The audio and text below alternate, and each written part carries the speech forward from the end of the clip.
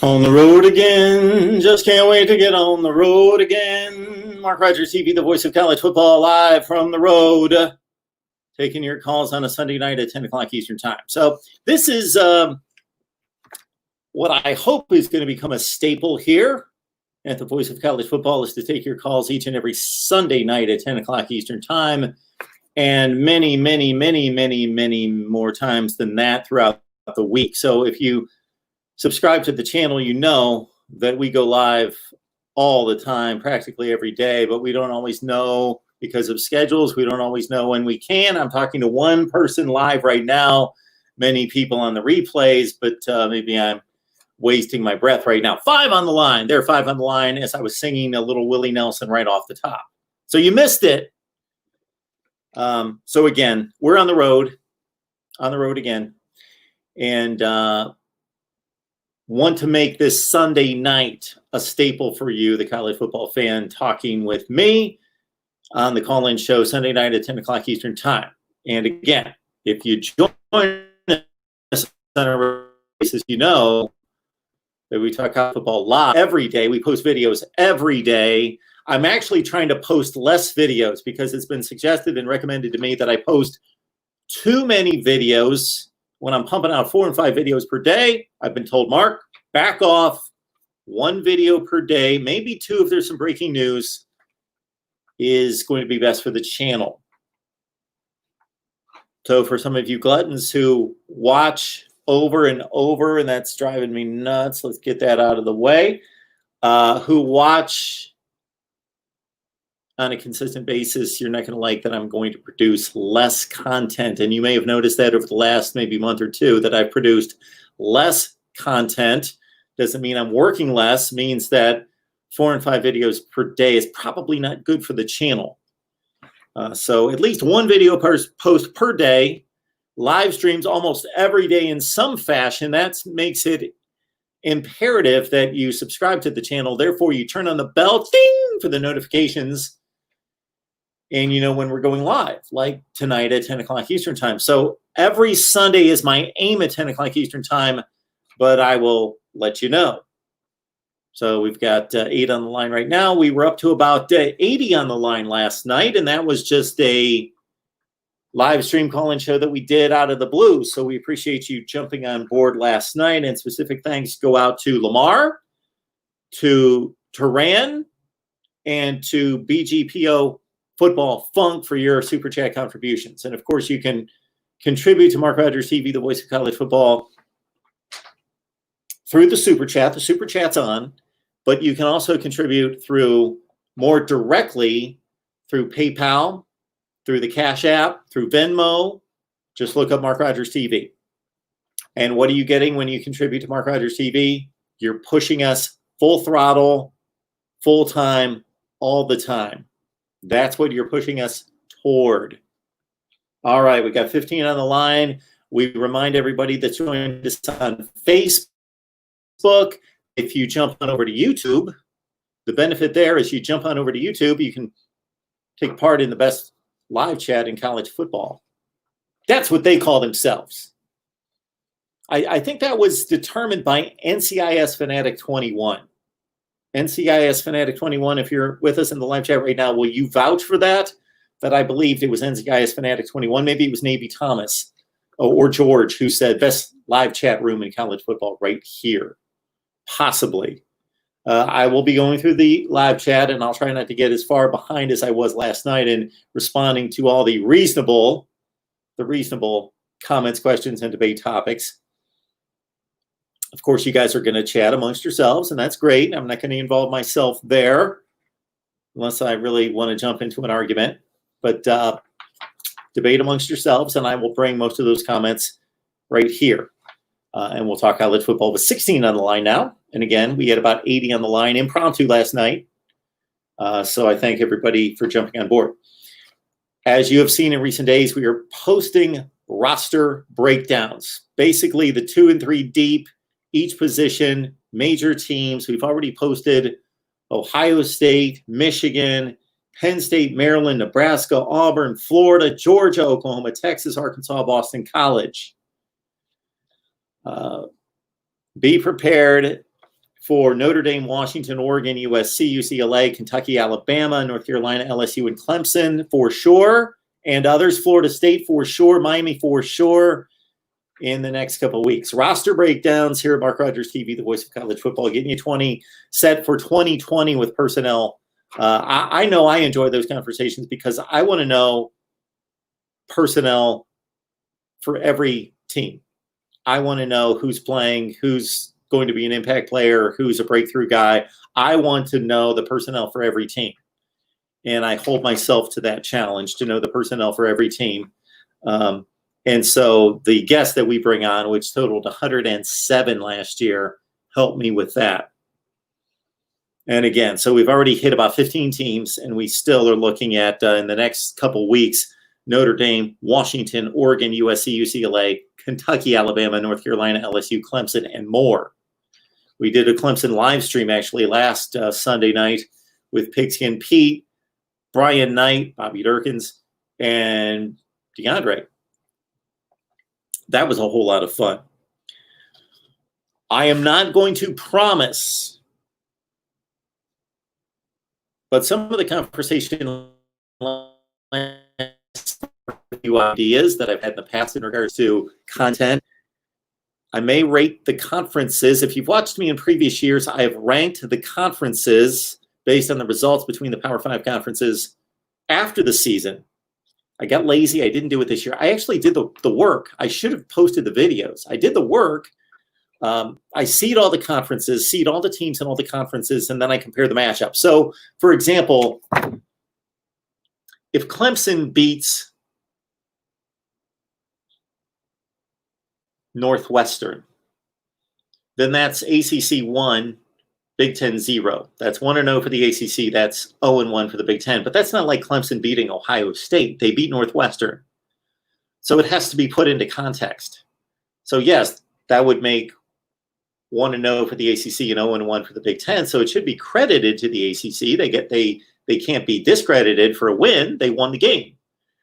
But if you have a 1 seed in the ACC beating a 1 seed in the Big Ten, then that means something far greater than the 1 seed in the ACC beating the 11 seed in the Big Ten. So I've got a mathematical formula I've worked out in prior years. You guys have seen this.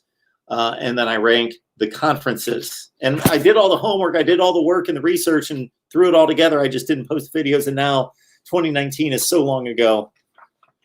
Unless I shouldn't say it, if we don't have a football season this year, then we'll be coming up with all sorts of content ideas. But that's one that I've done in the past. What I might do is actually rank the conferences for this coming season. A little speculation there. Of course, we'll do our predictions. We do our week-to-week predictions. We're one of the best in the business. I'll put my predictions up against anyone. And I'm not an expert. I'm not a guy that researches the games for days and days and days and compiles statistics. And I'm not a odds maker, not a handicapper. But I'm over 80% picking the top 25 games straight against the line, or not against the line, but against the money line. And then against the points, I'm usually pushing 60%. Usually in that 57, 58% range. Some good seasons have been more like 59, 60% against the spread. That will make money. If you know anything about betting against Vegas, if you do 53% or better, you're going to make money betting against the line. So, of course, my predictions are coming up. And, of course, in addition to the weekly predictions before the season starts, my season predictions, which in 2018, 2016, I hit all 4 college football playoff teams before the season started. Last year, I only hit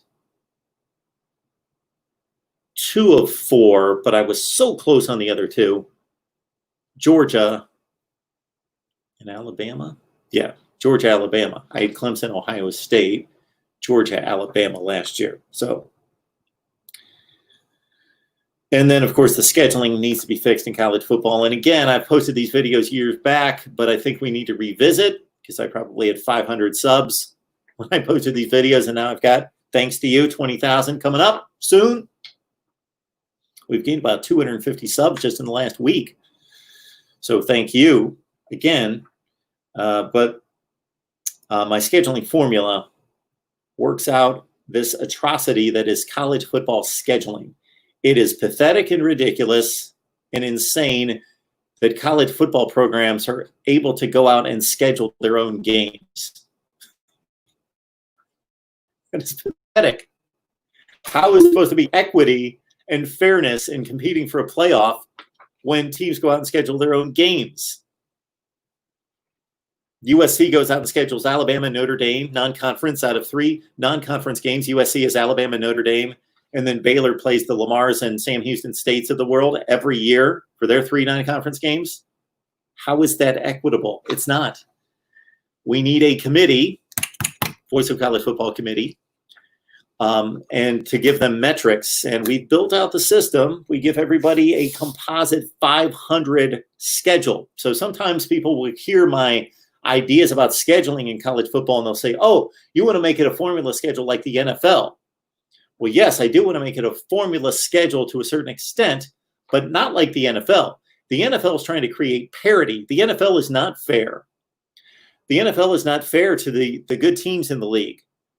They're trying to beat down the upper echelon teams and lift up the garbage teams.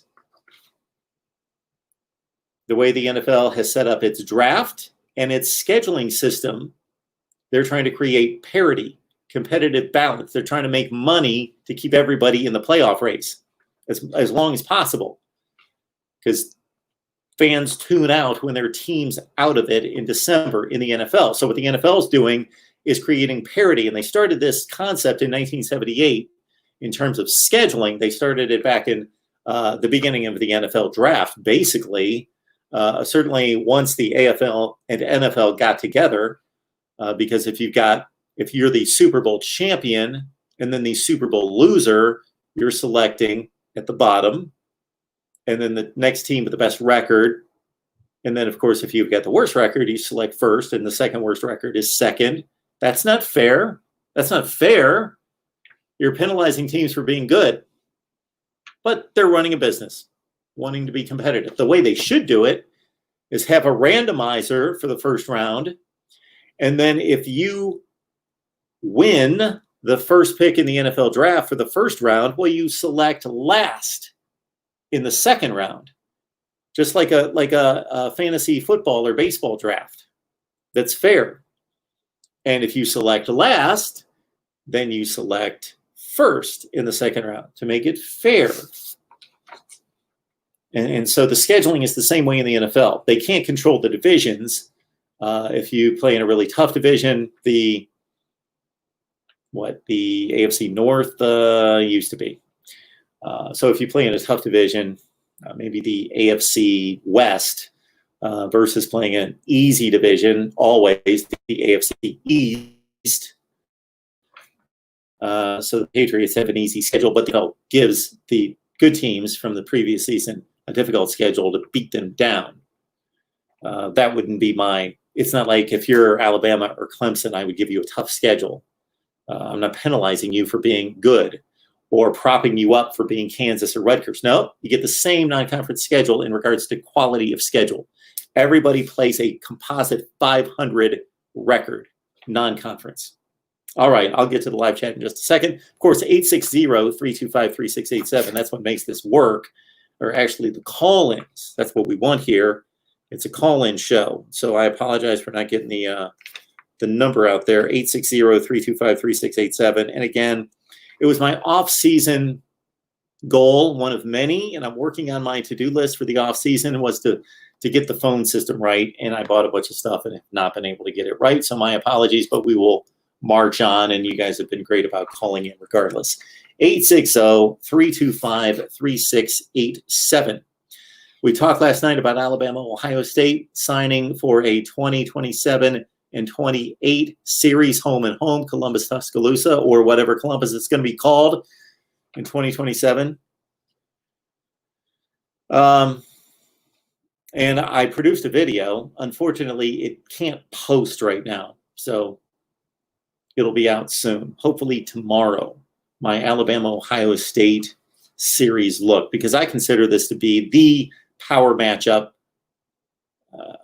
My condolences and apologies to Clemson fans. Well, I'm not going to apologize for it.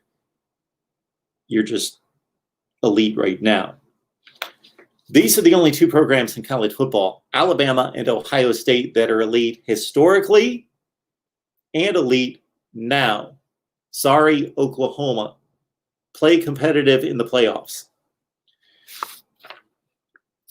So I've got Oklahoma on like the next tier. And that's another content idea that we've been working on. Tier system in college football. What are the tiers? It's tougher than you would think. Ranking the schedules, man, I do that every season, but I thought I'd let it go because I don't get a ton of views on it. But I love to rank the schedules. I love it, but it is arduous when you think about trying to compare 75 schedules in the Power 5 and the major independents. But after talking to some of you last night and then the other night when we had a call-in show, it started to work me up a little bit about ranking the schedules again. So maybe I'll give it a shot. Coaches rankings based on some of the lively talk over the last couple call-in shows. Maybe I need to rank the coaches. I've done that in the past a number of times, ranked the top 10 coaches in college football or the top 5 at any particular conference.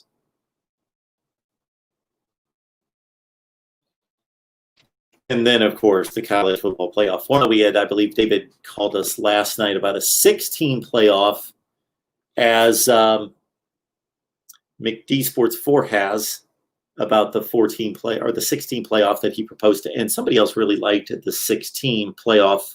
It was like Bosch, and then there was one of the Clemson guys really liked a 6-team playoff. One of our Clemson fans who watches, I can't remember who, and we took care of that. COVID-19 continues to plague sports, and certainly that's not the most important aspect of COVID-19, but if you haven't seen, Kansas State has suspended its football operations for 14 days. So here we are on June 21st. 14 days gets us near July. It's getting tight. It's getting tight. So now it's Houston and it's Kansas State suspending conditioning.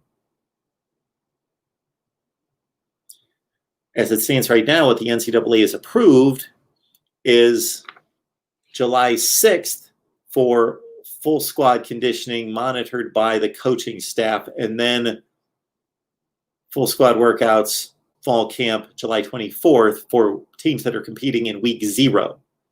So back that up a week and you've got the week 1 participants. So most of the teams in college football will be able to condition with coaching staff monitoring on July 13th and full squad workouts on August 1st. That's the typical date. But if we continue to have issues with programs like Kansas State and Houston, it doesn't sound good. We had a number of Clemson players and LSU players recently. I'm talking 20, 23 players, something in that range, that it was reported tested positive. But as it was pointed out, and I've checked this number, and it seems to be pretty accurate, and I think it was Kyle who pointed out last night in the live chat, 87% of college athletes or maybe college football players asymptomatic. So that's a good thing. If you're watching us on Facebook, jump on over to YouTube, look up MarkRogersTV if you want to take part in the live chat. And of course, follow me on Twitter. Even if you don't like Twitter, follow Twitter, do anything with Twitter, there's importance to all this. As we gain numbers, there's importance to all this. So believe me, you are helping when you like me on Facebook, follow me on Twitter, follow me on Instagram. It's all Mark Rogers TV, so it's easy to find. And you subscribe here. Turn on the bell for the notifications. You know when we're going live. 860-325-3687. See what we got. Taylor Walston. I will get to your super chat. Taylor, I've never seen your handle Why do I love to slander Oklahoma? I'll talk about Oklahoma, Taylor, in just a second. I will address your question. I will get to that. OU. Taylor, OU. We'll get to some OU talk. I'm not slandering OU. I did an Oklahoma offensive personnel breakdown. I've got nothing against Oklahoma. I'm just, Taylor, I'm just calling it like I see it. I see Oklahoma as one of the top 5 or 6 programs in the nation. That's not slandering Oklahoma. Just don't see them on that line, on that one line. And I think most people would agree with me. But we'll post it to the screen. Taylor, thank you so much. And Taylor, got to tell you, and I hope you've been watching for a while. So we know you're an Oklahoma fan. That seems to be pretty apparent. But I got to give you the big welcome because this is the first time I've seen your handle. So welcome to Mark Rogers TV, the voice of college football. Taylor, thank you so much for joining us. Would love to know how long you've been watching. It's always interesting to me. Kyle, good to see you. First in line, Snake Spence, go Bucks. Kyle helping us with the phone number. Thank you, Kyle. I would be remiss to not say Happy Father's Day to all the fathers out there. So all the fathers like me, I hope you enjoyed your day and were able to spend it with your children. Happy Father's Day to all. Thank you, Kyle, for reminding me. Reasonable Gump. You do post way too many videos. Definitely. That's always seems like a vote of confidence when somebody tells you that you post too many videos.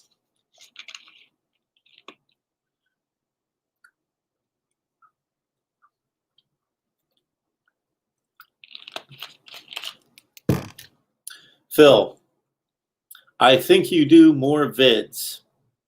So I don't know if that means that I should do more, which reminds me of something I've got to do when I get done here. I've got to talk to some folks in a particular group. Need to do that. So I don't know if that means he wants more or I do too many or more than anybody. Phil, thank you. Reasonable Gump. If you really want to do so much content, consider simply making a second channel. The problem would be,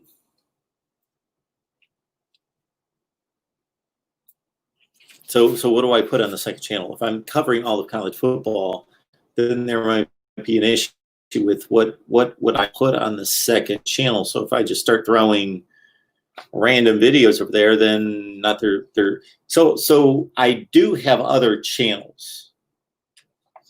Got a Miami channel, Ohio State, USC. Ohio State, USC, and Miami. So if you just want to see solely the Ohio State content, Miami content, USC content, please check out those channels and subscribe.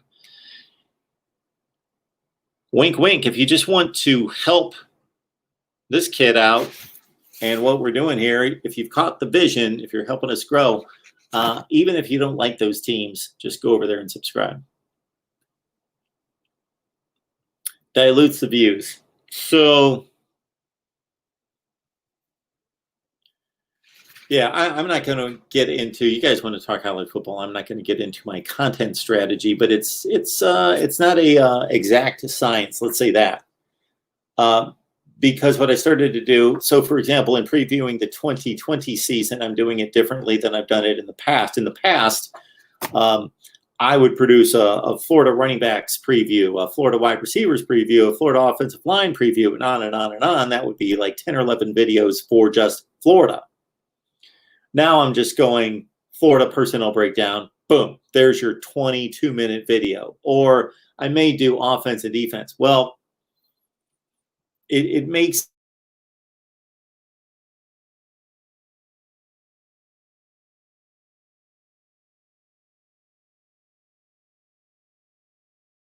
here soon. There I am. I apologize for the Wi-Fi. We'll be all straight by tomorrow night and back in the Mark Rogers TV, Voice of College Football studios. So we'll have it pulled together. Antonio, thank you so much for reminding everyone to hit the like button. Thank you so much.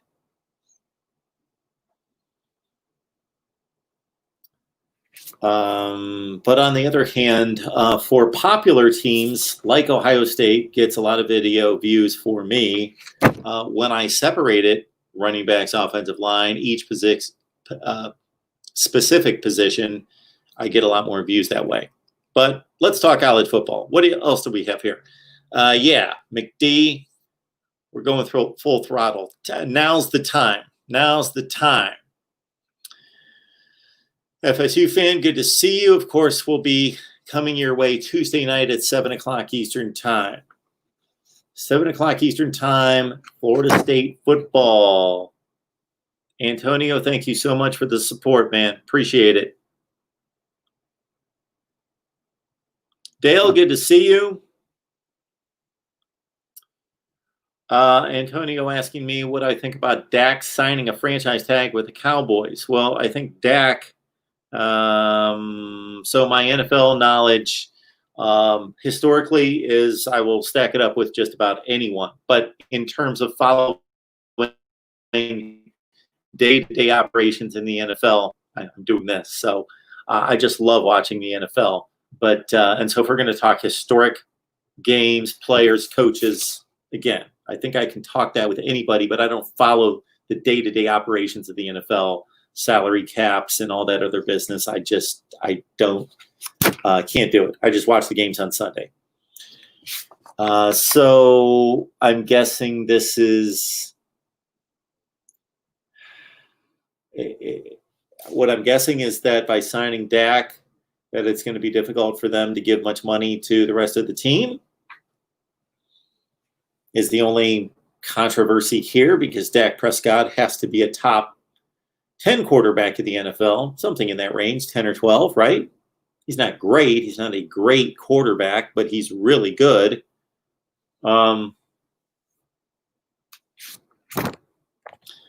So back to college football. Dennis, always good to see you, man. Yeah, Michigan's having a good time in regards to their recruiting haul for 2021 has been really good. All right, Dale, what are the chances any games get forfeited during the season? Example, 20 players get positive for COVID-19 week 4 for any specific team. Will teams have to forfeit a game? I would think under these circumstances, Dale, they would just cancel the game. I don't think that they would force anyone to forfeit. I could be wrong. I just don't see them taking that stance. I think we may have to endure and just be able to put up with even more inequities in college football. So this shouldn't be a new thing. We have inequities in college football all over the place. The whole playoff system is one big inequity.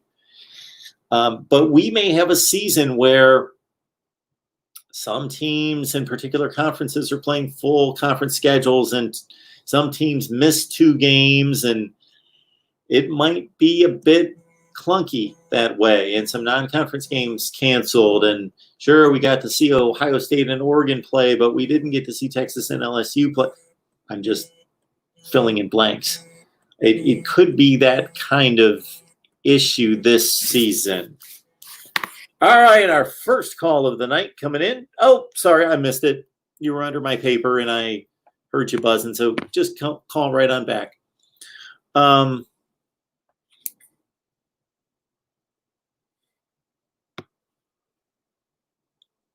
This is not related, but it's similar in a sense of what I was talking about with the scheduling and the completion of games being a bit clunky and not necessarily fair or equitable. It's like in 1982.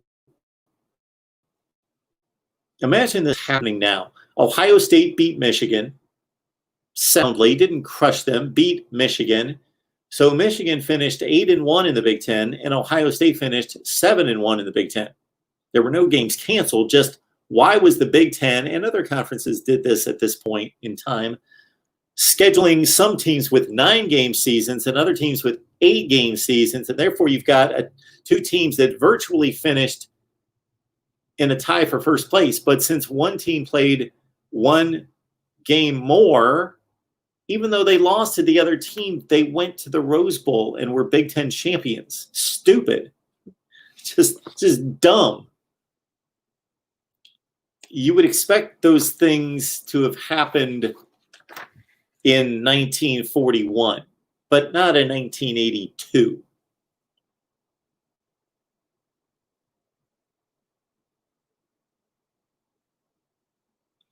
Yeah, Dale, 23 at Clemson, 23 testing positive. So they have to be quarantined for 14 days. I think, is that still the number? Jeffrey, thank you so much. Appreciate that. Jeffrey jumping on the line on Facebook to let us know that he appreciates what we do here. And again, if you'd like to take part in the live chat and you're catching us on Facebook, jump on over to YouTube, search Mark Rogers TV, and you can join in the live chat conversation.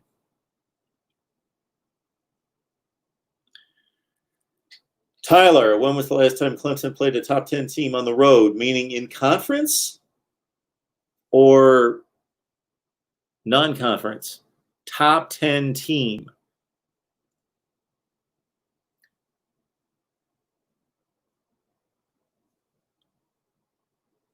It's almost certainly Florida State.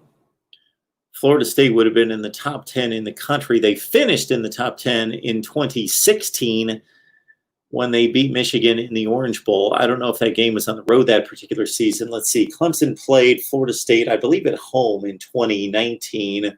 So the 16 game would have been in Tallahassee at Florida State. I'm almost positive that would have been the last time that Clemson played a top 10 team on the road, period. Now, outside of conference, they played Auburn back-to-back. I don't believe Auburn was quite that good in 17 and 18, 16 and 17 that Clemson played Auburn. But I don't believe the Auburn Tigers were in the top 10. The last time Clemson played a top 10 team on the road would have been Florida State, because nobody in the ACC Coastal is posting anything close to a top 10 team. And, of course, nobody else in the Atlantic other than Florida State back a few years ago. So that's it for Clemson playing a top 10 team on the road. There you go. That's my answer. I'm about 98% sure that's correct. Florida State 2016.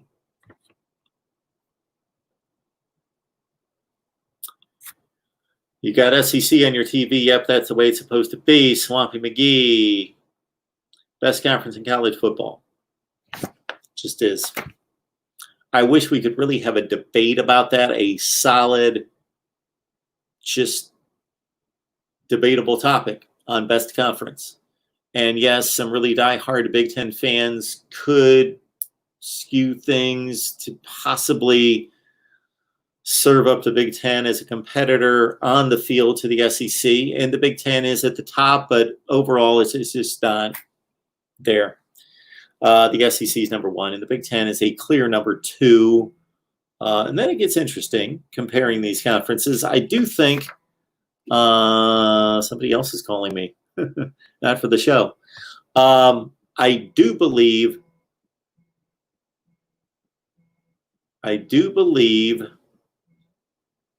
that the ACC has the most potential of challenging the SEC. So Swampy McGee is asking, will the ACC always be this weak? Well, it's not always been this weak. It's historically the weakest conference. Go back through the 90s, and certainly Florida State didn't join until 1995 with Florida State, and then you didn't have an influx of teams like Miami and Virginia Tech were supposed to be the teams that made a difference. And Virginia Tech did for a while. Miami hasn't, period, along with Syracuse and Pitt and Louisville in that 2004 and beyond range. So the ACC used to just be Clemson, Virginia, Maryland, Georgia Tech, Duke. It's a pretty bad conference for a long time. Think about the ACC prior to the disintegration of the Big East and Florida State joining in 1995. Back in the 80s and 90s, the ACC was awful. Awful. awful. Then they got the injection of those schools, which helped. Miami should have really helped, did not. But as recent as 2016, I argued that while the SEC was still the best conference, the conference that performed the best on the field in 2016 was the ACC. But over the last 3 years, 17, 18, and 19, the ACC has been atrocious. You're talking about, and I might be off by a game or two, so forgive me. I've run the numbers, but I don't have it locked in exactly. But I think 5-19 against the other conferences last year. 5-19. Hey, Swampy, thank you so much. 20,000 subscriber party, big party at. I think we're going to wait for the silver number. So silver anniversary is 25 years. Silver number for subscribers would be 25,000. I think we're going to kind of let 20,000. I know it's a big number. I know it's a nice round, nice sounding number for somebody who once had 1 sub, 10 subs, 100 subs. 20,000 is going to be great. I will note it. I will say thank you and all that. But I think Swampy, we go for 25 because 25 should happen. Well, I hope to get to a place where we're just adding thousands by the month. During last college football season, near the end of the season, for the last few months, we were gaining as many as 1,200 per month. So thank you. That slid during COVID and off season. But over the last week, it's been really good. So let's get to 25,000 by the start of the season. How's that? Then we can celebrate the start of the college football season with 25,000 subs. Let's do that. BW wants San Diego State on the 5 tier.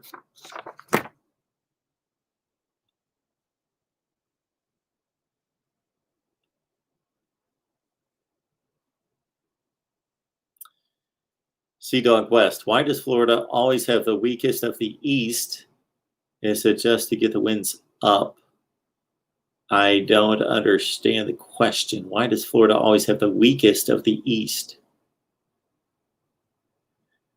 Taylor, thank you so much. We'll address your question about Oklahoma. Slandering Oklahoma. So nothing I state is untrue, unfactual, or illogical.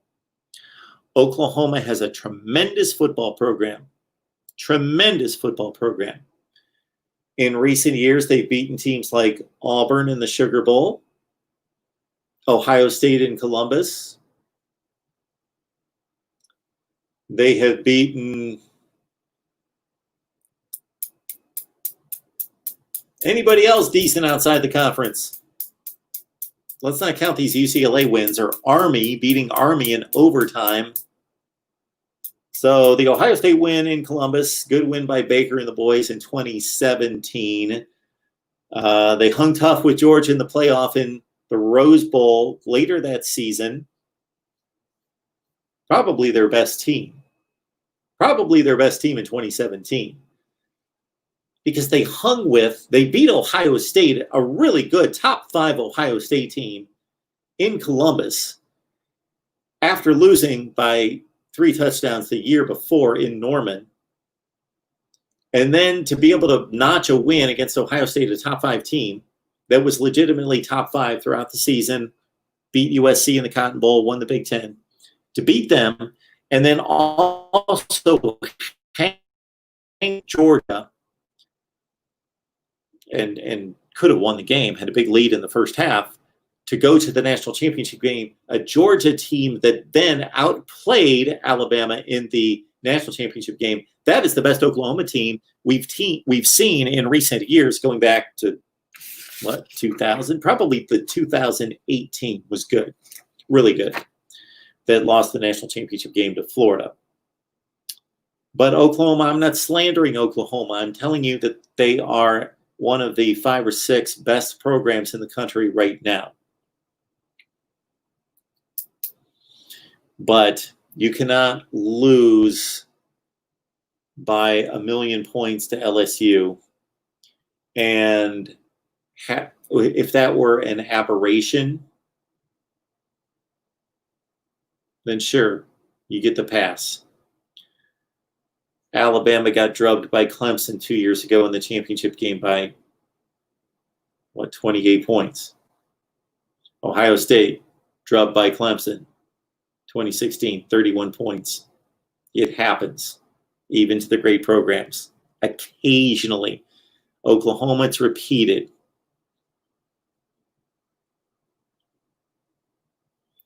So we could look at the Oklahoma non-conference schedule coming up.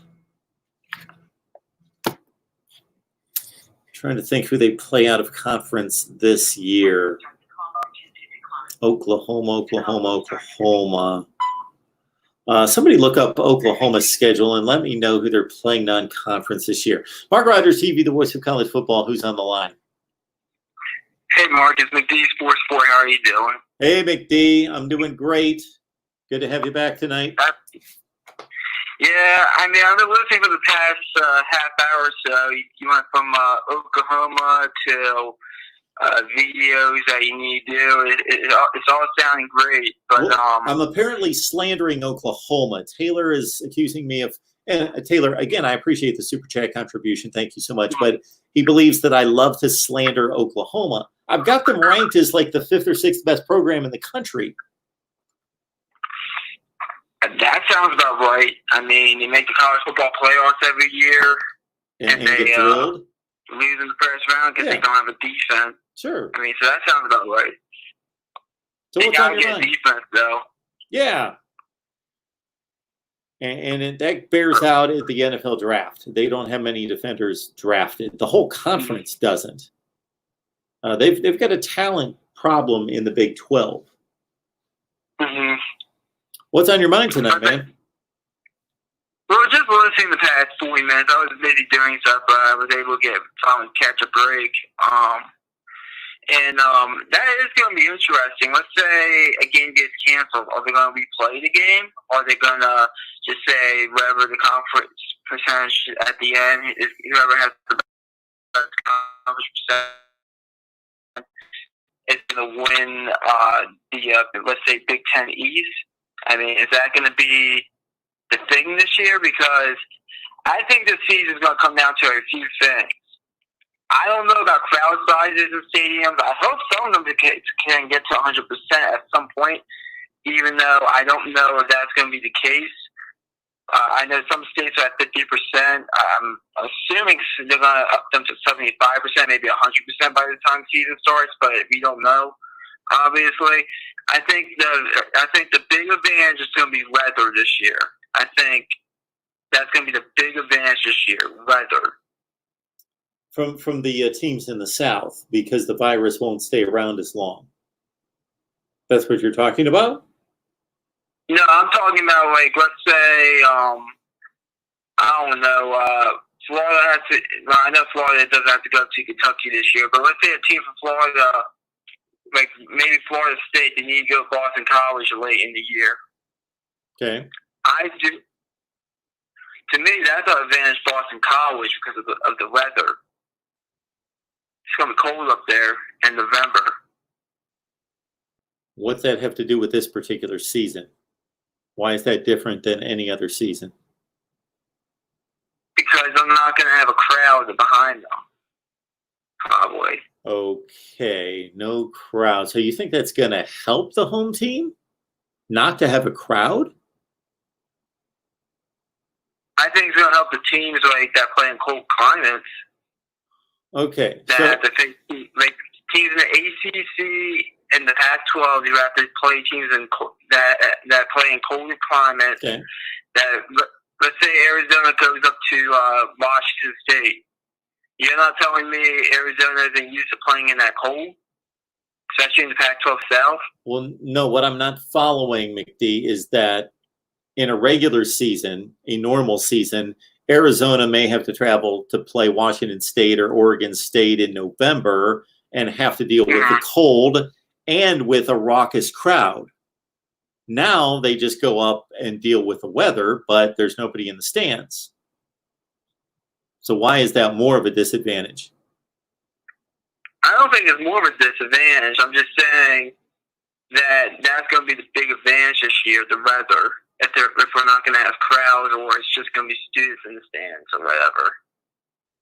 Okay, I'm still not following you, but I got it. Okay. But I mean, overall, that's going to be interesting because I hope what happens is that they just play all the games. No, even though I do think now we'll probably see like they might have like 2 weeks at the season, like made for conference games that need to be made up, because I don't think they're going to make up non-conference games, or just like a big one. But even then, I don't know if they're going to make it up. Well, that's a good thought that you had. I don't know if you've read that anywhere, but that didn't really cross my mind. They may want to leave a week open at some point to make up games. So if a particular team had too many players in quarantine in week 2, but by the end of the season, they're good to go, you can make up a conference game between Kansas State and Oklahoma State. Because that might be a big that game. For example, that game might be a big game because I think Oklahoma State is going to be in the Big 12 championship game this year. Yeah, I'm going to have to do the deep dive on Oklahoma State and really look at their defense in particular. That is true. No one plays defense in that conference except TCU, really. Texas might. Yeah. I think Kansas State, I think those coaches stress defense, but I know the Oklahoma schools don't. Especially Oklahoma State, but overall, I think it's going to be them and Oklahoma in the Big 12 championship game. Because I don't think Texas is going to get to 10 wins or 7-2 in the conference. I think you got to get to 7-2 to face Oklahoma. I just don't think Texas is going to get there. I think they're 6-3 in the conference. I don't even know off the top of my head if a 7-2 team has. Last year, Baylor only had 1 loss and Oklahoma 1 loss in the conference. The year before, maybe Texas. Let's see. Texas. Yeah, they may have had 2 losses. I think they were 7-2 because they lost 4 games total. So they would have lost to. They might have been 6-3. They lost the Big 12 championship game, and they won the Sugar Bowl. So that was not a 4th loss. Maybe they lost to somebody out of conference. I'm trying to think who their non-conference would have been in 2018. I don't know if yeah. There you go. How could I forget? Talking to you, how could I possibly forget? Yeah, Texas lost to Maryland in the Big 12 championship game, so they would have been 7-2 in the conference. So there you go. Yep. Yeah. Because they went 10-4. I think it's going to take 7-2. Yep. I think it is going to take 7-2. But overall, and then the Pac-12, what do you think about Arizona State winning SL? I like Arizona State a lot. I'm really impressed with Jaden Daniels. I think if you really look at his body of work against the schedule, that was a pretty tough schedule. He had, I believe this figure is correct if I'm getting this straight, after I looked at the game log, that he had more fourth quarter comebacks than any quarterback in the country, and did it against decent teams. Not great teams, but decent teams, Michigan State among them. And he had a very poor offensive line, and the offensive line in our conversations with our Arizona State beat writer from the Arizona Republic says the offensive line should be much better this year. He does lose his best 2 weapons, Eno Benjamin at running back, and I'm not thinking of the wide receiver's name. Oh my goodness. Not N'Keal Harry, he was the year before, but his best wide receiver's gone. I'm drawing a blank on his name. Yeah, I can't think of his name either, but I like Arizona State a lot. Their defense, most of their defensive production's coming back. I like Arizona State a lot. A lot of the defense is coming back? Yes. I didn't know that. So that's even makes me think more Arizona State to the south. But, I would do an Arizona State I can't count out Utah. I can't count out Utah though. I just can't. Not. Something tells me he's going to come down to the end. And then USC. Here's the issue I have with USC. Their non-conference is very tough. Oh my I think goodness, that's yes, a it is. fair statement, and maybe even a bit of understatement. Yeah, so Alabama and Notre Dame. I think they're losing both, honestly. Probably. But the thing is, I think they could turn around and go 7-2 in the Pac-12. And I think 7-2 might actually win the Pac-12 South this year. I don't think you need to get to 8-1 to win that division. No. 6-3 might win that division. 6-3 might even win it. So I could easily see them winning 6-7 games in the Pac-12, but then only having a record like 8-4, 7-5. Sure. You know, McD, who's going to be the quarterback for Utah this year? Jake Bentley. Jake Bentley. Yeah. Yeah. Which I'm not really that high on, anyways. I've never really thought of him much at South Carolina. I always thought he was I think they're losing a little bit because Tyler Huntley was much more mobile quarterback, could burn teams with his legs, and Jake Bentley makes a lot of mistakes. He's got an NFL arm, and that's why he was so highly touted coming out of high school, but makes a lot of mistakes, throws a lot of picks. Yeah. I mean, and that's kind of that gunslinger mentality. Like, he reminds me a lot of Phil Rivers in the NFL. He's on the Colts now, so. But and I don't think Colorado is going to be Arizona maybe, but I don't think they're going to be that good, honestly, because I just don't really believe in Kevin Sumlin anymore. But UCLA, do you think? Did you saw what happened in the news the past few days involving them? I did. And do you think that'll have a major effect on them? Yeah, I think that's a big story. I think that's a huge story. Certainly, we're at a place where we're still 4 weeks away from camp, 4 to 5 weeks. So we'll see if Chip Kelly handles this as well as apparently Mike Norvell did.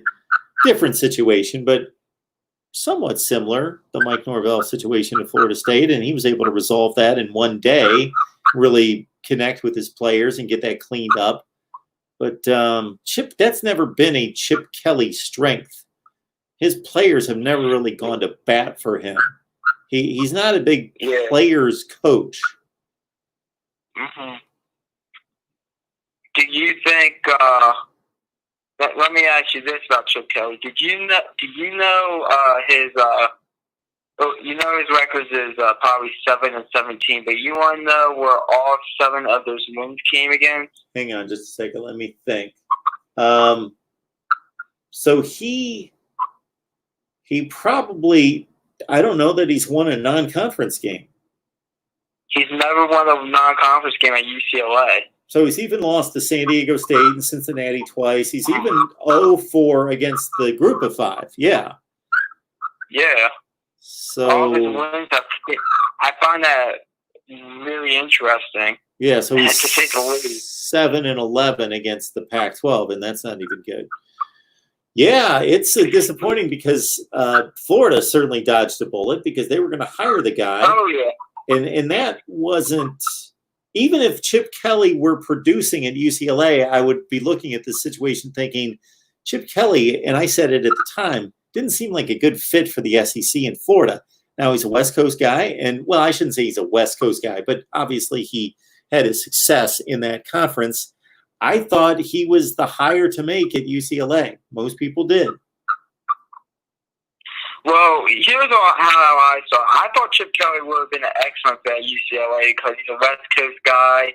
I don't really think there's really much pressure at UCLA. I didn't think they should have fired Jim Mora.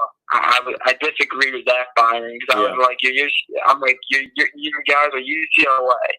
I mean, granted, the Pac-12 out of Oregon and USC is really not much. But at the same time, except an occasional Washington team, I'll give them an honorable mention. Sure. But at the same time, had some time to win season. I mean, I know his final season was kind of a down year. I think he finished the season 6-6, even though I believe, if I'm remembering correctly, they fired him one game before the season then, so he didn't. So Jim Moore didn't even win that game to get them to that bowl game that year. But yes, Jim Moore did better than Chip Kelly. Yeah, I mean, I just really disagree with the firing because I was like, yeah, he had kind of an off year, but at the same time, he won some big games there at UCLA. So he never got. So he actually, his first team got to the Pac-12 championship game and lost, which is fine. And that was that was a 6-3 team that lost to, let's see, 2012. That would have been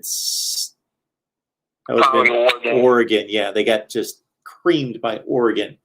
And then his next two teams went 10-3 and finished 16th and 10th in the country. They won a Sun Bowl.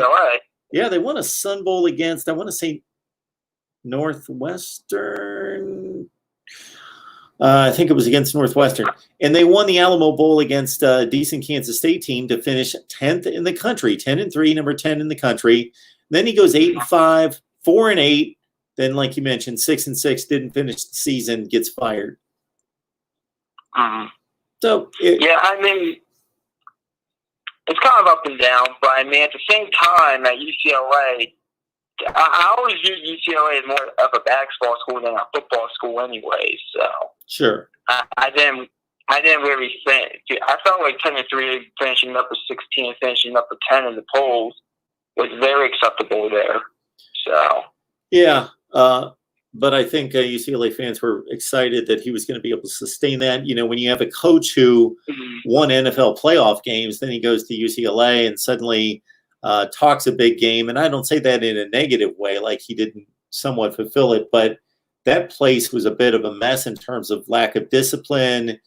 And he really upped the standard of work ethic at UCLA, and they started to win. He brings in a good quarterback in Brett Hundley and improves the defense considerably. And they have those two nice seasons going 10-3, 10-3. And it looked like they might take off and be a power in the Pac-12. And then they leveled off. And his recruiting classes were top 15 or so in the country. Yeah, I mean, just looking back on it, I just think UCLA would probably much rather have Jim Moore than Chip Kelly right now. But I have one more question before I let you go, Mark. And it involves the Pac-12. What's this hype around Cal this year? Well, their coach is a good coach, and I really like Justin Wilcox. I really think he's a tremendous coach. And their quarterback, Chase Garbers, is back. He's a decent player, quarterback. And you got to figure that division at its peak was a pretty good division when you talk about Washington State a couple years ago going 11-2, top 10 team. Of course, Stanford was really good for a long time. Harbaugh and Shaw up until their downer last year. And then, of course, Oregon and Washington are typically good. That was a really stacked division there. But now you see Washington State transition and coaching staffs probably not nearly as good as they've been for the last few years. Washington was down last year at 7-5. And Stanford way down at 4-8. Like there's an opportunity for Cal with a really good defense and a really good defensive-minded coach. I really think Justin Wilcox is a tremendous coach. I think he's like a top 10 coach in the nation, top 10 to 15 coach in the nation. And Chase Garber's a quarterback, good quarterback, not great, back. Okay. Yeah, because some people are picking Cal to go ahead and upset Oregon. I'm like, I know that game was kind of sloppy last year. Yeah. But at the same time, I'm just like, I think I personally think Oregon's going to win through the Pac-12 with a loss to Ohio State in the non-con. Like I think Oregon's going 9-0 in the Pac-12, and I think Washington's going to be there. I think Stanford's going to bounce back. I think Washington State's going to take a step back this year with the new head coach. You know, I do like the hire. I think it's actually a good fit, but I think they're going to take a step back. And then Oregon State, I mean, can they get to a bowl game? I mean, they surprised a lot of people, I thought, last year, including me. So yeah, 4-5. 4-5 in the Pac-12. They lost to Oklahoma State at home, and then I think Hawaii. So they've got to go to Oklahoma State. So if they can go 2-1 non-conference and then 4-5 in conference this year, they can get to a bowl game. Which I think is possible. I mean, yeah. Good for Oregon State. I mean, they've been the laughing stock in that conference for probably the past decade or so. So it's nice to see them getting back to competitiveness. But I just want to see your thoughts on some of the Pac-12 teams, because I'm on the opposite coast sometimes. It's kind of tough to figure out those teams. Sure. Well, you're making it interesting, and possibly moving Arizona State and Cal up my list of teams I need to do a personnel breakdown on. I'm high on Arizona State, but Cal, I think Cal's going to probably lose to Oregon and someone else, Pac-12 will leave. And maybe even someone else. I don't think, I mean, I'm kind of buying into the hype, but not really. Because I still think they're an 8-4 team, honestly. I think that's what they are. 8-4-ish. Yeah, I think that's fair. Yeah, but I just want to get your views on some of these teams in the Pac-12. I've been on the phone for 22 minutes. I would take more of your time, but I want to give someone else a chance to call in. All right, McD. Thanks for taking my call, and go Terps. Always appreciate it. We'll see you. See you. Our man McD Sports 4 talking up the Terps and asking about the Pac-12. Just want to remind everyone, we're doing roster breakdowns, so we want to give everyone a really good look at personnel. Now, we're not going to go down to the fourth string guard because that's irrelevant, but a really exhaustive look at the players that mean something, every unit, both sides of the ball, every team, as many teams that we can get to. We've already posted Ohio State, Michigan, Penn State, Maryland, Nebraska, Auburn, Florida, Georgia, Oklahoma, Texas, Arkansas, and Boston College. Very soon to be posted, Notre Dame and Washington, Oregon, USC, UCLA, Kentucky, Alabama, North Carolina, LSU, Clemson, others coming. Roster breakdowns, looking at personnel for 2020. And I mentioned a few other content ideas. I'm not going to promise, but I hope to get to preseason rankings of the conferences, ranking the schedules, which I do every offseason, but it's a time-consuming deal. My preseason top 25, of course, my predictions, and the scheduling in college football playoff formula that I serve up every so often that has been tried and true. MarkRogersTV, the voice of college football, who's on the line? MSC #1 fan. Hey, how are you tonight? Good. What's on your mind? I was listening to your call-in show last night, and one of the guys said maybe Ohio State not being that great this year. Maybe a team like Iowa can sneak in, pull an upset. Sure. Could you see me? What games do you think Michigan State can pull upsets in? What games could Michigan State pull off an upset? Yeah. Well, let's look at the schedule because I want to see where the games are played. So the most likely upsets are, let's see who they play in the Big Ten Western Division. But, of course, I think for Michigan State, I hate to say it this way, but I think they got to be looking out for the teams that could upset them, teams that haven't beaten them in forever, like a Maryland. Yeah, like Rutgers. Well, I hope they're not in danger of losing to Rutgers, or you're going to really have a rough season. Yeah. I don't think that's a Ohio State possibility. might be. So I just want to see where the games are played. I know what their schedule is, but I don't know where the games are. Let me pull it up here. 2020 season. So let's go. It's a very interesting non-conference schedule. So you go out to BYU in week 2. Yeah. That's going to be a tough. It is. Yeah. I don't know how good Toledo is going to be this year, but you've got them at home, and then welcome Miami the last weekend of September. Yep. Tough game. McCain. Now, this is a tough stretch, MSU #1 fan. Miami, Iowa on the road, Michigan, Ohio State, at Indiana, Minnesota.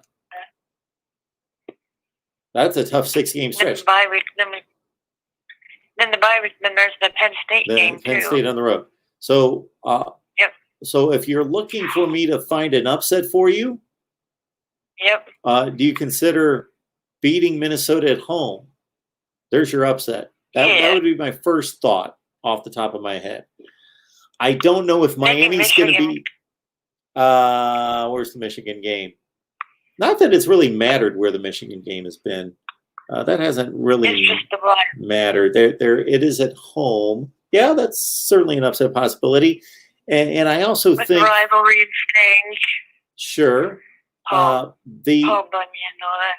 Absolutely. So Miami, I really looked forward to this series when it was signed, when it was announced Miami was playing Michigan State back-to-back.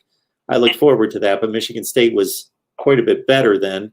But back when 13, 14, and 15. Absolutely. I mean, even 17. Yeah, 17. He had a good season at 10-3, won a bowl game against Washington State. And I really think, and I bring this up from time to time, that 2013 team is a bit forgotten. The team that beat the undefeated Ohio State team in the Big Ten championship game and had just as much of a right to play in the BCS championship game as Auburn did. Yes, and we did the same thing in 2015 in Columbus with the last second field goal. And well, that was a different year. That was in 2015. I'm talking about the 2013 team. I mean, did we lose to Notre Dame that year? Yes. So I was going to bring that up. Your only loss was at Notre Dame, and I remember 4 or 5 bogus pass interference calls against Michigan State. They pretty much got ripped off in that game against Notre Dame. If they can challenge pass interference back, and we could have gotten a lot better at that. Yeah, so that Michigan State team could have been playing for the national championship. So anyway, I don't know what Miami's going to be favored. If they are going to be favored, I would think that they'd be a slight favorite at Michigan State, but I would not be surprised if you win that game. Yeah. Maybe the home team wins each. We win this year, they win next year. Sure. It's a tough schedule, though. It's a tough schedule. Yeah, I mean, with Iowa, remember when Ohio State went to Iowa? They got murdered. Yep. So, drawing Minnesota and Iowa out of the Big Ten West, and that's what I always look at.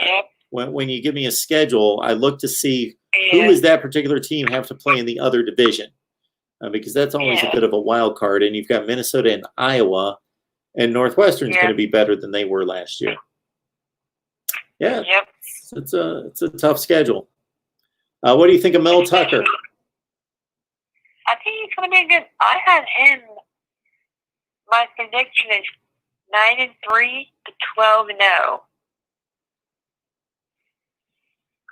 9-3 to 12-0. I have. Yeah. I also have high hopes for Rutgers and Maryland. Wait a minute. I have Maryland 8-4, and Rutgers 9-3. Okay. Rutgers 9-3. Yes. Maryland 8-4, Michigan State 9-3, at least, at the worst 12-0. Yes. In Michigan, 11-1. Who's losing games in the Big Ten? You got to have teams. There's somebody's got to be losing the games. Yeah. Not everybody's going to have a really good record. Michigan State's going to lose to probably Minnesota. Wouldn't be a bad loss, right? No, not at all. Iowa, and maybe even I might say Penn State or maybe Iowa, or not Iowa, maybe BYU. But our quarterback has some experience being in with Lewerke being injured. Maybe that helps him progress. Yeah. So, so if you do your official predictions, you just want to make sure that when you add up all the records in the Big Ten, that they have to equal 500. Okay. Okay, 500. Okay. Yeah, like if you add up all the records, they got to equal 500 because you're a little heavy on the wins. Yeah. At this point. Because sometimes your older brother gets a little overexcited and stuff. You have to slam the hammer and the nail on his toe sometimes. That's what I mean. Yeah, I'm really going to have to take your predictions into consideration. My prediction. Rutgers 9-3, Maryland 8-4, Michigan State 9-3 minimum. Yes. You got a prediction for the Buckeyes? You got an Ohio State prediction for us? Are they going to? Doesn't sound like they're going to do too well. 0-12. I have them 3-9 to 0-12. I have them losing to Rutgers. So the COVID-19 is just going to break out on campus, and they're going to forfeit all the games. Is that what you're telling us? Well, it depends. If Justin Fields is healthy, but I was watching your call-in show last night, and one of the guys from the caller said that they have a young defense. Yes. Right? Sure. But do they have enough talent around them to get the wins they need to get another undefeated college playoff, maybe even a bowl game? Well, MSU #1 fan, I think Ohio State could bring in like its recruiting class for 2028, like a bunch of 10-year-olds, and probably go 6-6. Yeah. They have a home series with Alabama. Yes. Yeah, we're going to post a video on that. Yep. It should be exciting. Maybe post a video about the Michigan State rivalry. You'd like me to post a video on that? We can talk about that. Okay. Michigan State rivalry. Yeah, it's a great one. I always love that game. I want to be part of that live stream you're having on Thursday, but I can't email you because I need your address and all that. Well, so you just what you do is you just email MarkRogersTV at Gmail. So it's just MarkRogersTV at Gmail. Yep. It just says I need your address or whatever. Anyways, if there would be a fan favorite for your shows, I'd have to put George at #1. Oh, you want me to George? do what? Like fan of the day or something, maybe? Is that your suggestion? You're nominating George. Yep. He's funny. George is, George definitely, looks like I got to kick somebody out of the thank you, David Thomas, for your service. Had to block somebody there, unfortunately. Very good. All right. Yeah, there was somebody. Thank you, David Thomas. It's somebody coming in from had somebody coming in from Facebook that was posting some nasty stuff, and for some reason it's not. Thank you, David Thomas, for your service. Absolutely. All right, MSU #1 fan. All right. We got you marked down for Rutgers 9-3. Yep. All righty. Spurdy on. Beat the Trashy Buckeyes. There you go. Yep. Could be a bit of a letdown for MSU #1 fan. There could be a slight level of disappointment when Ohio State ekes out 11 or 12 wins. And when Michigan State doesn't go 9-3, 10-2, 11-1, or 12-0, and when Rutgers falls just slightly shy of 9-3, could be somewhat slightly just a hair off on the predictions for 2020. So James is clarifying a question asked by somebody else earlier. Was asking why Florida of the SEC East teams plays the weakest cross-division schedule. They do? Florida? They play LSU every year. They played Auburn last year, so it was LSU and Auburn. I don't know who comes. Oh, I think Ole Miss. It's just a rotation. So every team in the ACC and the SEC, they have the same schedule format. Plays everyone in your division. So if you're in the SEC East, you play everyone in your division, of course. Then you play two teams in the SEC West. One of those teams is a designated rival. So if you're Georgia, you play Auburn every year. That's your designated rival. If you're Florida, you play LSU every year. If you're Tennessee, you play Alabama. Poor Tennessee, you play Alabama every year. Those three make sense. The other four should be disbanded. It's stupid. Why does Kentucky always play Mississippi State? You tell me that Ole Miss and Vandy is a rivalry? No, you don't have to. You don't have to match up all the teams. You don't have to do that with everyone.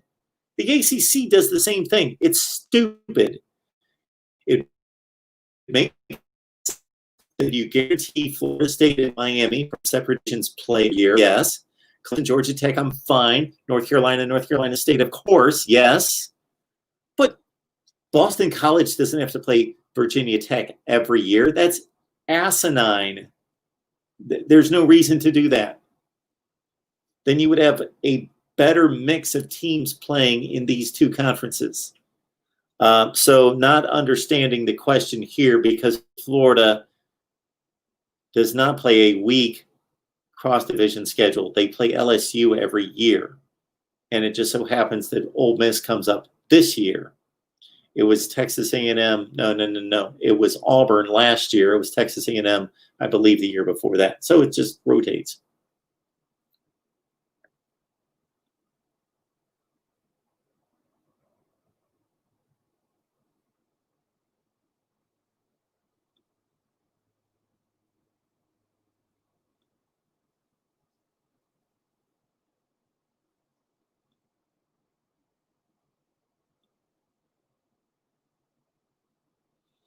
Oh, man, we got to do some Tennessee content. Got to get on Tennessee. They're an interesting team.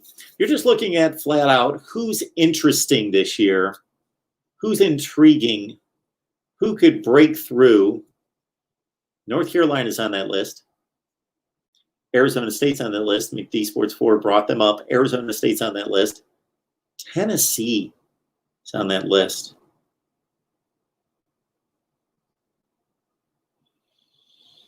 Penn State's already there, but they would be possibly breaking through to the next level. In the Big Ten, I just don't see that high riser right now. Minnesota was last year, but now they've gone 11-2. But Tennessee, Arizona State, North Carolina intrigue me. They intrigue me. Oklahoma State, McD Sports 4 brought up Oklahoma State. They intrigue me to a certain extent as well. But got to get on the Tennessee videos. Yes.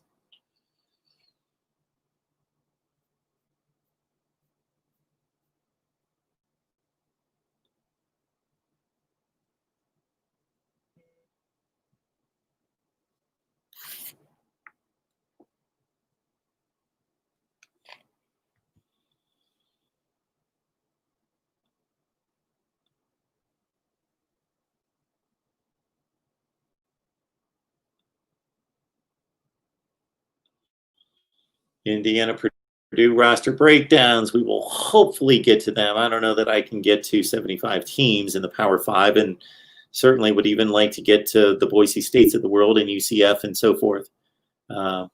Indiana, Purdue roster breakdowns. Got it.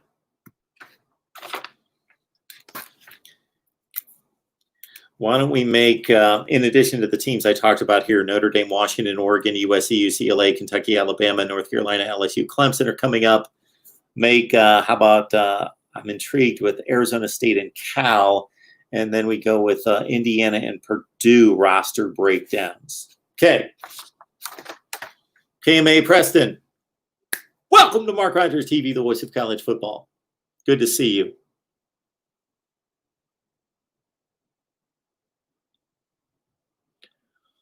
D-Ray, Iowa is trash? Trash? Define trash? Are you a Nebraska fan? You're a Minnesota fan. Iowa State fan.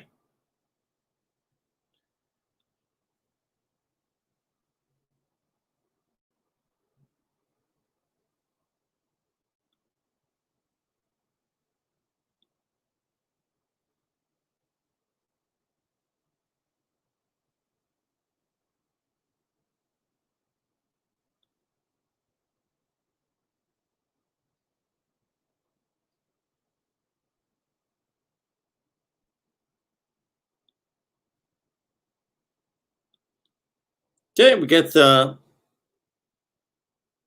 is that a Sparty fan? Matthew? Masks and gloves for the games.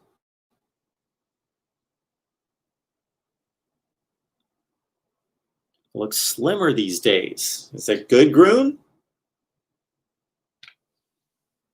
I don't lose weight or gain weight.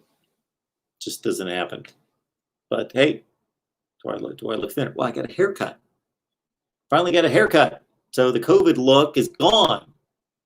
That's what it is, Groon. The COVID look, gone. So by my best estimation, my last professional haircut was in late February. Then it was driving me nuts. And sometime in maybe April, I had my daughter cut my hair, and she was too scared. And so every slice of the scissor blade cut off like that much hair. And it took her it seemed like 6 hours. No, it's like an hour. And so I just started taking the clippers, and I put the guard on, and I really just went right there, and I hacked it there. So then I had to thin, and it just looked a mess. And finally got myself another haircut. And I'm sure you guys care.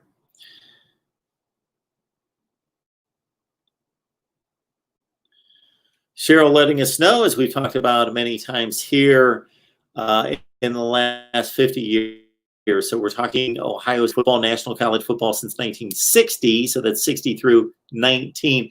Ohio State with the best winning percentage, Oklahoma at 768, and Michigan is 5th. Cheryl, I would love to know where you got those statistics, because I did a video. What was I comparing? Ohio State and Clemson? One of the recent videos I did, I had to go year by year by year by year and add them up in my head. I had to go, okay, 10 and 3, 11 and 2, 21 and 5. It was brutal. So I would love to know, Cheryl, if there's a site that you could send me the link with those statistics. I believe they're called statistics. If you could send me that link, that would be phenomenal. No more gator bait. Lawrence Wright, the author, defensive back for Florida back in the mid to late 90s, 95, 96, national championship teams. He was the author of the gator bait chant.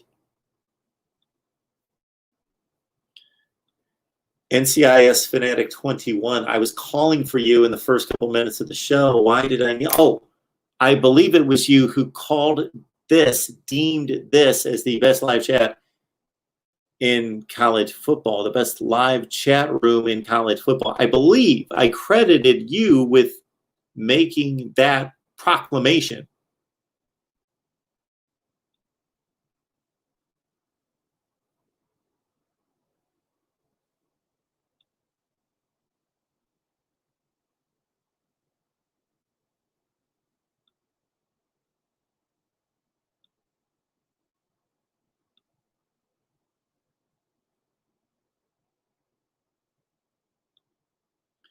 I like this one. Rubber Nose knows. Georgia will defeat Kansas in the national championship game.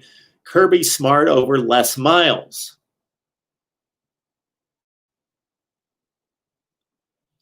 Georgia's not better than Florida this year.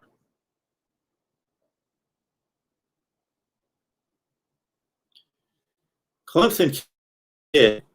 Mark, please cleanse the chat of these non-woke. So please point out any issues in the live chat. I did see somebody jump in there off of Facebook that needed to be ousted, and I did, but way after they had made the comments, because see, right now I'm posting a comment from Clemson Kid from 10:12, and it's, well, that's Central Time right now, but anyway, 11:12, and we're at 11:26, so I'm 14 minutes behind.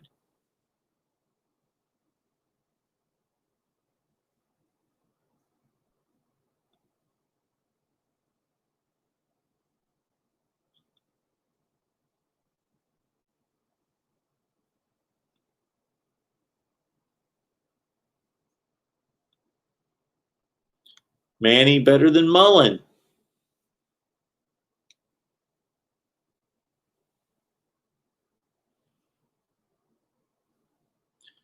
Florida is the SEC as Indiana is to the Big Ten.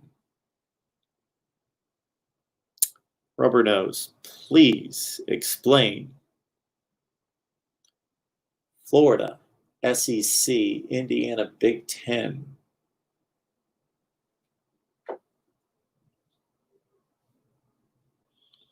Got an all-SEC playoff with Vanderbilt, Kentucky, Missouri, and Mississippi State, meaning who doesn't win gets kicked out?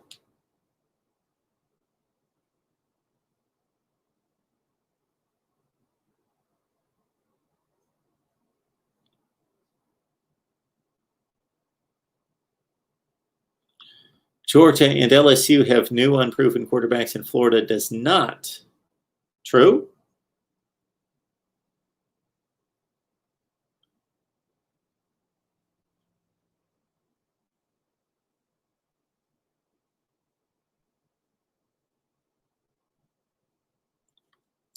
Thank you, David. Appreciate that. Like, comment, subscribe. Congratulate Mark on discovering his razor.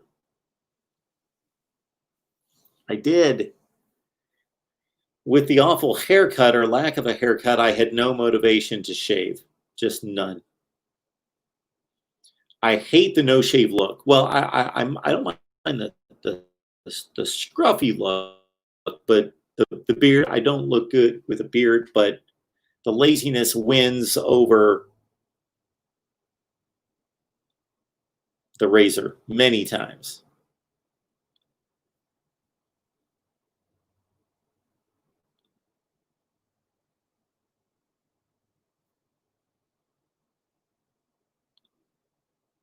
And I believe we have hit the end of the road here. Since 2000, I believe in winning percentage, Todd is talking about Ohio State at number 2, Boise State at number 1. Of course, that's there's a discrepancy in regards to competition, of course. As Todd points out for us there, Boise State at 219.43. So, Todd, I'm going to ask you the same thing that I asked Cheryl to do. Of any of the videos or in the live chat here, leave me a link. If you've got a link to any kind of information that compiles records for any period of time, I will take it. Inundate me with information, because it helps me put these videos together to where I'm not doing all the research and having to look and do addition in my head and write things down and figure them out and get out the calculator and figure out winning percentages and all of that. So Todd, Cheryl, if you could leave me the links to any of the information that you're citing there about records and winning percentages would be awesome. What are we looking at here? Pigskin Pete has a good Mark Rogers face app. I don't even know what a face app is. I can only imagine. Mark Rogers, have you seen the pic of you as a girl on the Swap app? So the Swap app, I'm guessing, is you swap girls and guys, I guess. What would a guy look like as a girl? Oh boy, I got to see this. I'll have to. Pigskin's on speed dial here. He's right here, so I'll have to hit him up here. We wished each other a happy Father's Day, I believe. So I'll have to hit up Pigskin Pete. And I want to see my picture as a beautiful, beautiful young lady. Sure.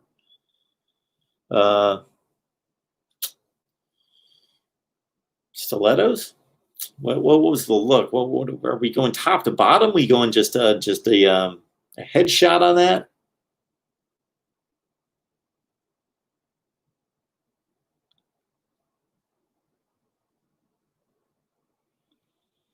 May have to lump together Purdue as well with Notre Dame, Indiana Power 5 state breakdown. Kyle, always appreciated. Man, do I want to take over this mess that's going on in this country right now as vice president? And I thought that was going to be an easy ride a few months ago. Get me in the White House for 2020. Man, I could really promote Mark Rogers TV for those 4 years because I probably wouldn't get reelected. And then I got maybe 500,000 subscribers, and then we get back to the college football. But yeah, I don't know if I want to deal with this mess going on. I don't think there's a whole lot of common sense out there.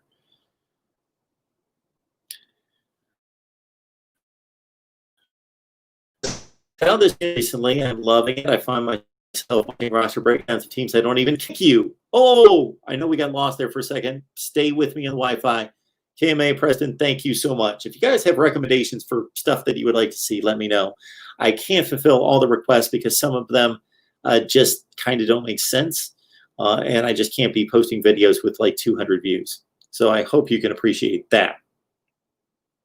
So I'm going to let everybody know out there that I believe it was MSU #1 fan alluded to this. So what she was talking about is that next Thursday, June 25th at 7 p.m. Eastern time, we're doing an exclusive live stream. If you're interested in coming on the live stream and talking college football with me and some other viewers, fans right here in the community, we're going to kick around college football, and I want to get in as many people as possible in the live stream to talk college football. So let me know by sending me a comment that says you're interested. Just say, I'm interested. Your first option is to come on, talk college football, 10 or 15 minutes, or for the full hour. We're going to go for at least an hour. Or if you just want to be in the audience, let me know. That is the second option. Just be in the audience as you are right now. Take part in the live chat. But we've got an exclusive live stream coming up Thursday night, 7 o'clock Eastern time. Let me know if you're interested. Thank you. Tuesday nights, our next live stream, 7 o'clock Eastern time, Florida State Live. Bring yourself in here. Bring in other people. So this would be amazing if all of you listening to me right now would bring attention to our channel out on social media, maybe to people you talk to at work that love college football. Just let them know we're here.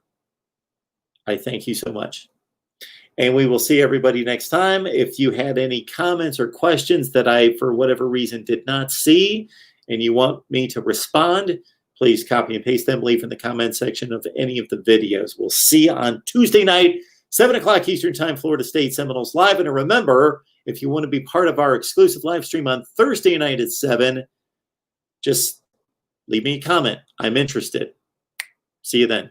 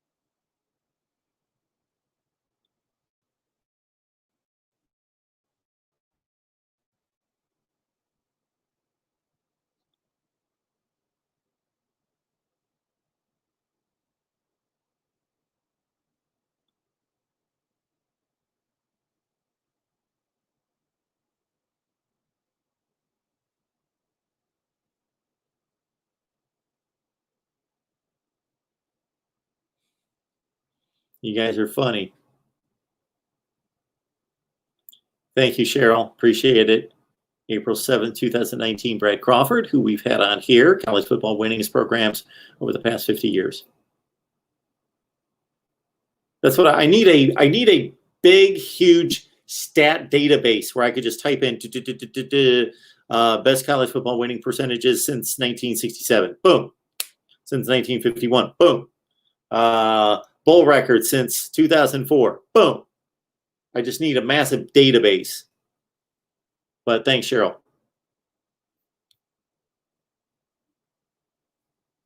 And we'll see you all Tuesday night, 7 o'clock Eastern Time, Florida State Live. And please, again, let people know we're here.